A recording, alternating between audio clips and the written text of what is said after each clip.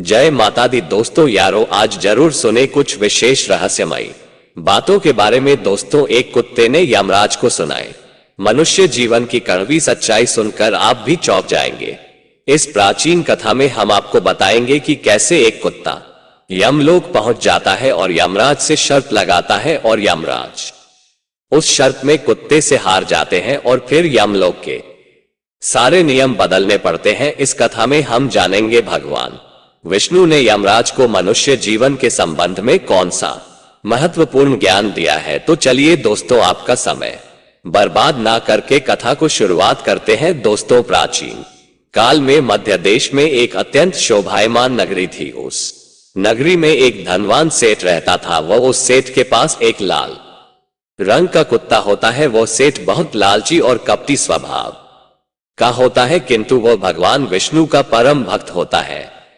वह हमेशा अपने इष्ट देव भगवान विष्णु की पूजा आराधना करता रहता था। फिर एक दिन उस सेठ की भक्ति से प्रसन्न होकर भगवान विष्णु उससे मिलने के लिए पधार है और उसे दर्शन देते हैं और कहते हैं, हे वत्स, मैं तुम्हारी भक्ति से अत्यधिक प्रसन्न हूं। मांगो, तुम्हें जो भी वर चाहिए, तुम्हारी जो भी इच्छा और मनोकामना है, मैं अवश्य पूर्ण करूंगा। वह सेठ भगवान विष्णु से कहता है, हे प्रभु, मैं आपके दर्शन करके धन्य हुआ। प्रभु, मुझे कुछ नहीं चाहिए, मेरे पास आपका दिया हुआ सब कुछ है। फिर वो सेठ एक सादा कागज निकालता है और भगवान विष्णु से कहता है, हे प्रभु, आप इस कागज पर अपने दस्तखत कर दीजिए ताकि मैं दुनिया के लोगों को भगवान के होने का सबूत दिखा सकूं। आजकल दुनिया में कोई यह मानना ही नहीं चाहता है कि भगवान है। फिर भगवान ने कहा, ठीक है वत्स, लाओ, मैं तुम्हारे कागज पर दस्तखत कर देता हूं। इतना कहकर भगवान विष्णु उस सेठ के कागज पर दस्तखत कर देते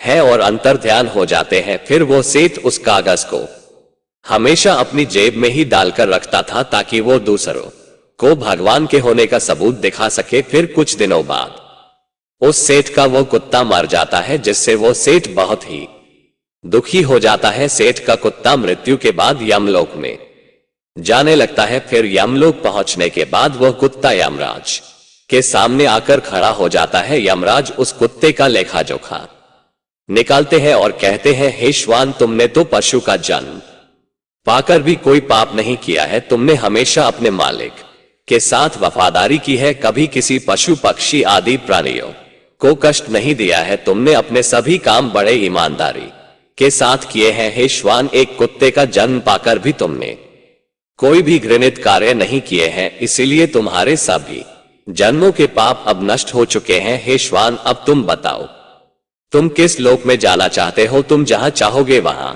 तुम्हें भेजा जाएगा। तुम जिस प्राणी का जन्म चाहते हो वो जन्म भी तुम्हें दिया जाएगा। हम तुम पर बड़े ही प्रसन्न हैं। शीघ्र बताओ, तुम्हारी क्या मनोकामना है? फिर वह कुत्ता बोलने लगता है, हे धर्मराज, आप चाहे मुझे नरक में भेजो या स्वर्ग में, मैं कहीं पर भी जाने के लिए तैयार हूं।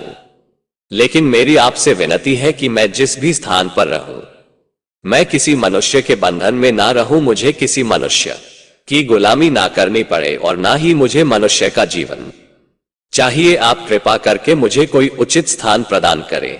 कुत्ते की बात सुनकर यमराज आश्चर्यचकित होते हैं और सोचने लगते हैं कि मनुष्य का जीवन पाने के लिए तो देवता भी तरसते हैं, फिर यह कुत्ता मनुष्य का जीवन ना देने की कामना क्यों कर रहा है? फिर यमराज उस कुत्ते से कहते हैं, हे श्वान, तुम मनुष्यों से इतना द्वेष क्यों करते हो? मनुष्य का जन्म पाने के लिए तो बड़े बड़े देवता भी तरसते हैं। पृथ्वी पर तो मनुष्य का जीवन ही सर्वश्रेष्ठ है। फिर क्यों तुम मनुष्य का जन्म नहीं पाना चाहते हो? इससे पहले तुम्हें कभी मनुष्य का जीवन नहीं मिला है, शायद इसीलिए तुम मनुष्य जीवन के फायदे नहीं जानते हो। तुम एक बार मनुष्य का जीवन प्राप्त करके देखो, तुम्हें पता चलेगा कि उसके कितने फायदे हैं। यमराज की बात सुनकर वो कुत्ता कहता है, हे धर्मराज, मैं जानता हूं कि मनुष्य का जन्म कितना अनमोल है, लेकिन मनुष्य बड़ा ही स्वार्थी, धूर्त, कपटी और चालाक होता है।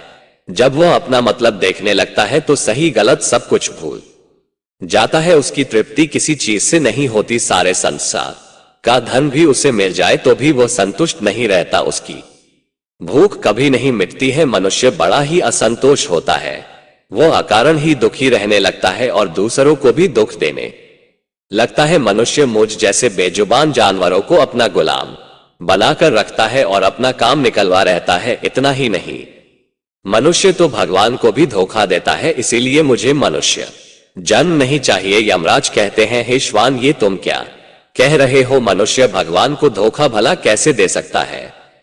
तुम जरा बताओ, मैं भी तो जानूं। फिर कुत्ता कहने लगता है, हे धर्मराज, मनुष्य जब मंदिर में जाता है तो स्वार्थी मन से भगवान की पूजा करता है। भगवान से कहने लगता है, हे भगवान, मेरा ये काम बना दो, मैं इतने पैसे चढ़ाऊं, दान धर्म करूंगा, भंडारा करूंगा, गरीबों को कपड़े दान करूंगा। लेकिन जब उसका काम पूरा हो जाता है तो वो सब कुछ भूल जाता है। आगे बढ़ने की होड़ में वो अपनों का ही शोषण करता रहता है, एक दूसरे की टांग खींचने में लगा रहता है, ना खुद ऊपर उठने का प्रयास करते हैं, ना दूसरों को उठने देते हैं, ना चैन से खाते हैं, ना खाने देते हैं। अपना काम बनाने के लिए दूसरों को धोखा देता है, और उसकी धूर्तता तो देखिए। वो भगवान को भी लालच दिखाकर अपना काम बना लेता है। जब काम पूरा होता है तो कहता है, भगवान के पास तो सब कुछ है, मैं उन्हें क्या दे सकता हूं? इस प्रकार से कहकर वह अपनी बात से मुकर जाता है। हे यमराज, इंसानों के बुरे कर्मों को गिनाते गिनाते मैं थक जाऊंगा, किंतु उसके बुरे कर्म समाप्त नहीं होंगे। उसकी चालाकी के आगे तो देवता भी कुछ नहीं है। कुत्ते की बात सुनकर यमराज कहते हैं, हे श्वान, माना कि इंसान बहुत चालाक है, लेकिन वो हम देवताओं को मूर्ख नहीं बना सकता, क्योंकि हमारे यहाँ जितने भी जीव आते हैं उन्हें हम ही दंड देते हैं। उसने पृथ्वी लोक पर कितनी चालाकी क्यों ना की हुई हो, उसे मृत्यु के बाद यही आना पड़ता है। सभी इंसान यहाँ पर आकर हमारे सामने रोते हैं, माफी मांगने लगते हैं नरक जाने के भय से, और मेरे भयंकर रूप को देखकर थर थर कांपते हैं। सभी मनुष्य हमारे अधीन रहकर ही काम करते हैं। फिर वो कुत्ता बोलता है, हे धर्मराज, आपके पास जितने भी मनुष्य आते हैं वे सब मरे हुए होते हैं। आपका पाला किसी जीवित इंसान से नहीं पड़ा है। यदि आप किसी जीवित मनुष्य को यमलोक लेकर आओगे तब आपको पता चल जाएगा कि जीवित इंसान कितना खतरनाक होता है। उस कुत्ते की बात सुनकर यमराज को आश्चर्य हुआ और गुस्सा भी आ गया। वे सोचने लगे, ये तो हमारे यहां पर आकर हमारा ही अपमान कर रहा है। इस तुच्छ कुत्ते को दिखाना होगा हमारे सामने कोई इंसान कुछ भी नहीं है। इंसानों की चालाकी हमारे सामने नहीं चल सकती। इस बात को साबित करने के लिए यमराज अपने दूतों को बुलाते हैं और कहते हैं, हे दूतों, जाओ और इस कुत्ते के मालिक को जीवित ही उठाकर यमलोक लेकर आ जाओ। हम भी देखते हैं कि जीवित इंसान हमारे सामने क्या चालाकी करता है। अगर यह कुत्ता गलत साबित होता है तो इसे अनेक वर्षों तक नरक में डाला जाएगा। उस कुत्ते को पूरा यकीन था कि एक अकेला जीवित मनुष्य स्वर्ग लोक में खलबली मचा देगा। फिर यम के दूत धरती लोक पर जाते हैं और उस कुत्ते के मालिक को, अर्थात उस सेठ को, चारपाई के साथ उठाकर यमलोक ले जाने लगते हैं। तभी बीच रास्ते में उस सेठ की नींद खुल जाती है और वह देखता है कि दो अत्यंत हरपुष्ट सिंगों वाले यमदूत उसे चारपाई के साथ उठाकर यमलोक ले जा रहे होते हैं। वह सेठ उन यमदूतों से पूछने लगता है, हे यमदूत, क्या मेरी मृत्यु नींद में हो चुकी है? तब यमदूत कहने लगते हैं, नहीं मनुष्य, तुम अभी जीवित ही हो। फिर वह सेठ कहता है, फिर आप दोनों मुझे कहां ले जा रहे? मैंने कौन सा पाप किया है? यम के दूत उस सेठ को सारी कहानी बता देते हैं और कहते हैं, तुम्हारे कुत्ते ने यमराज से कहा है कि जीवित मनुष्य बहुत चालाक होता है, इसलिए इस बात का परीक्षण करने के लिए यमराज ने आपको जीवित ही यमलोक लाने के लिए कहा है। उस सेठ को पूरी बात समझ में आती है और वह कुछ देर तक सोचने लगता है और फिर तुरंत उसकी जेब में रखा हुआ वह कागज निकालता है जिस पर भगवान विष्णु ने दस्तखत किए हुए होते हैं। वह उस कागज पर कुछ लिख देता है और फिर से कागज को अपनी जेब में रख लेता है। यमदूत उस सेठ को लेकर यमराज के दरबार में उपस्थित हो जाते हैं। उस सेठ को देखते ही यमराज जोर जोर से हंसने लगते हैं और सोचने लगते हैं, ये तुच्छ मनुष्य भला मेरा क्या बिगाड़ पाएगा। फिर वह सेठ जाकर यमराज के सामने खड़ा हो जाता है और अपनी जेब से वह कागज निकालकर यमराज को देता है। जब यमराज उस कागज को खोलकर पढ़ने लग तो वे तुरंत ही सिंहासन से उठकर खड़े हो जाते हैं और उस सेठ को सिंहासन पर बिठाकर खुद उसके स्थान पर खड़े हो जाते हैं, जिसे देखकर यमराज के सभी दूत चौंक जाते हैं। सोचने लगते हैं, यमराज ये क्या कर रहे हैं, एक मानव को अपने सिंहासन पर बिठा रहे हैं, ये जरूर कोई पहुंचा हुआ इंसान लगता है। वह सेठ अब यमपुरी का राजा बन जाता है। यमराज भी उसका आदेश मानने के लिए विवश हो जाते हैं। फिर वह सेठ सिंहासन पर बैठते ही यमलोक के सभी कानून बदल देता है और यमराज को ही यमलोक के द्वार का पहरेदार बना देता है। फिर वह सेठ सोचने लगता है, जब मैं मर जाऊंगा तो मुझे भी यहाँ पर आना पड़ेगा और मेरे पाप कर्मों के कारण मुझे भी नरक में डाला जाएगा। इसीलिए उस सेठ ने नरक में पड़े सभी प्राणियों को स्वर्ग में डालने का आदेश दिया और नरक का द्वार हमेशा के लिए बंद कर दिया। और फिर सभी यमदूतों को आदेश दिया कि आज के बाद किसी भी प्राणी को नरक में नहीं डाला जाएगा, सभी प्राणियों को स्वर्ग में ही भेजा जाए। सेठ के इस आदेश को सुनकर स्वर्ग लोक में खलबली मच गई। सभी देवता हैरान हो गए, लेकिन वे कर भी क्या सकते थे, आदेश यमलोक के राजा ने दिया था, इसीलिए चुपचाप सभी उसका पालन करने लगे। स्वर्ग लोक का संतुलन पूरी तरह से बिगड़ गया। धीरे धीरे स्वर्ग लोक में जीवों की भीड़ बढ़ने लगी, जिनकी सेवा करके स्वर्ग लोक के कर्मचारी और अप्सराएं परेशान होने लगे और सोचने लगे, इतने सारे जीवों की सेवा कैसे कर पाएंगे। उधर वह कुत्ता सोचने लगा, यमराज को जीवित मनुष्य को यमलोक में लाना कितना महंगा पड़ गया। सेठ जी ने सब कुछ बदल दिया है, आखिर ऐसा कैसे हुआ। फिर वह कुत्ता अपने सेठ के पास गया और पूछने लगा,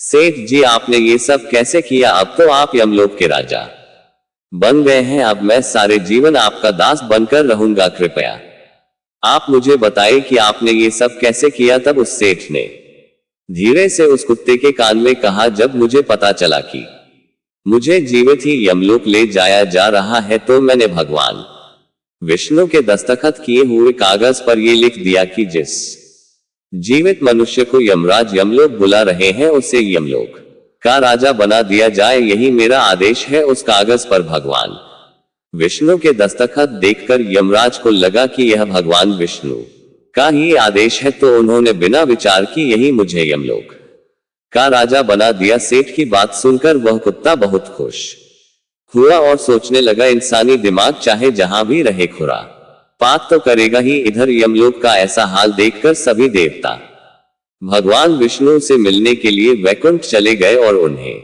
सारी बात बता दी। देवताओं की सहायता करने के लिए भगवान विष्णु तुरंत ही यमपुरी में आ गए, तो उन्होंने देखा कि यमराज यमलोक के द्वार पर पहरा दे रहे हैं। फिर यमराज के सिंहासन पर कौन बैठा है, भगवान विष्णु को देखते ही यमराज उनसे प्रार्थना करने लगे और कहने लगे, हे प्रभु आपकी यह लीला बड़ी ही विचित्र है। धरती के एक साधारण मनुष्य को आपने यमलोक का राजा बना दिया और मुझे पहरेदार। भगवान विष्णु यमराज से कहते हैं, हे धर्मराज यह मैंने नहीं किया है, यह तो मनुष्य के चालक दिमाग का कमाल है। यदि तुम जीवित मनुष्य को यमलोक लेकर आओगे तो यही होगा, इसलिए मैंने मृत्यु के बाद ही मनुष्य को यमलोक लाने का आदेश दिया था, ताकि मनुष्य के सभी दोष और स्वभाव शरीर के साथ नष्ट हो जाए और केवल उसकी आत्मा ही यमलोक में प्रस्थान करे।